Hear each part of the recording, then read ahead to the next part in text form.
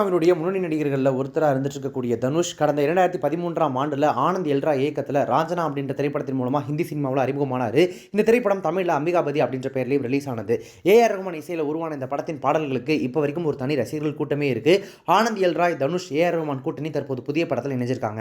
இந்த நிலையில் ராஞ்சனா திரைப்படம் 2013 வெளியான வெர்ஷனில் தனுஷ் இறப்பது போன்று இருந்த கிளைமேக்ஸ் காட்சியை ஏஐ தொழில்நுட்ப உதவியுடன் தனுஷ் உயிரோடு இருக்கிறது மாதிரி மாற்றப்பட்டு ஆகஸ்ட் 1ஆம் தேதி சமீபத்தில் ரிலீஸ் செய்யப்பட்டது.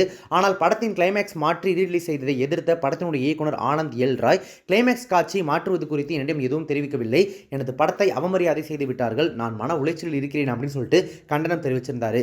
இந்த நிலையில் படத்தினுடைய கிளைமேக்ஸ் காட்சி மாற்றி ரீரிலீஸ் செய்யப்பட்டிருப்பது குறித்து நடிகர் தனுஷ் அறிக்கை ஒன்று வெளியிட்டு கண்டனம் தெரிவிச்சிருக்காரு. அந்த அறிக்கையில் அவர் என்ன சொல்லியிருக்காரு அப்படின்னா, ஏஐ கிளைமேக்ஸ் காட்சியுடன் ராஞ்சனா திரைப்படம் ரீரிலீஸ் செய்யப்பட்டிருப்பது முற்றிலுமாக என்னை தொந்தரவு செய்கின்றது. மாற்றியமைக்கப்பட்ட கிளைமேக்ஸ் படத்தினுடைய ஆன்மாவையே பறித்து விட்டது.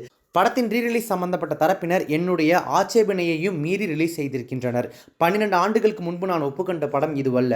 திரைப்படங்களையோ அல்லது அதன் கதையையோ மாற்ற ஏஐயை பயன்படுத்துவது கலை மற்றும் கலைஞர்கள் இரு தரப்புக்கு மிகவும் கவலை அளிக்கும் முன்னுதாரணம்.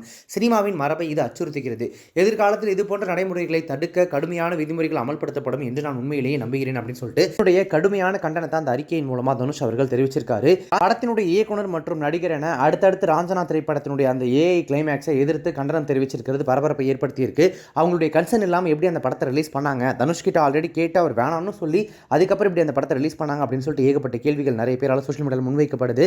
இந்த கண்டனங்களை தொடர்ந்து ராஞ்சனா ரீரிலீஸ் கம்ப்ளீட்டாக முடக்கப்படும், படம் வந்து ரீரிலீஸ் செய்யப்படாது, அப்படியே செய்யப்பட்டாலும் அந்த ஒரிஜினல் கிளைமேக்ஸோட தான் ரீரிலீஸ் பண்ண போகிறாங்க அப்படின்ற மாதிரி சொல்லிட்டு இருக்காங்க.